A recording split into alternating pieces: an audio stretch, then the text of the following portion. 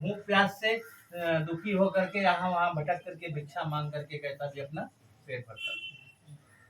इस ब्राह्मण को दुखी देख करके जब भगवान ने देखा तो ब्राह्मणों से भगवान बहुत प्यार करते हैं। ब्राह्मणों से प्यार करने वाले विष्णु भगवान बहुत परेशान हुए और व्यथित हुए। फिर एक दिन विष्णु भगवान ने एक बूढ़े ब्राह्मण का रूप बनाया और रूप बदल करके जा करके ब्राह्मण के घर पास में पहुंच जाते हैं। गया भगवान जाते हैं तो ब्राह्मण से कहते हैं, कहा हे ब्राह्मण देवता, इतने दुखी होकर के इस पृथ्वी पर क्यों भटक रहे हो? तो ब्राह्मण क्या कहते हैं कि ब्राह्मणवती दरिद्रोहम भिक्षार्थ वह भ्रमे महेश।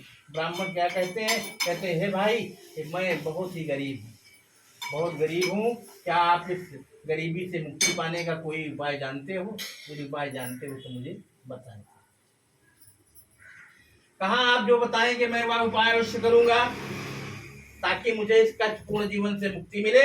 बूढ़े ब्राह्मण ने कहा कि सत्यनारायण स्वरूप विष्णु भगवान सबको मनचाहा फल देते हैं।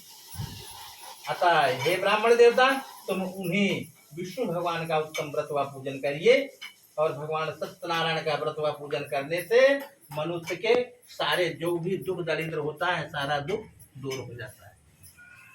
कहा हे भगवान, गरीब ब्राह्मण ने कहा कि कृपया मुझे इस व्रत का विधि विधान बताएं, मैं कैसे करूंगा, मुझे कुछ भी मालूम नहीं है।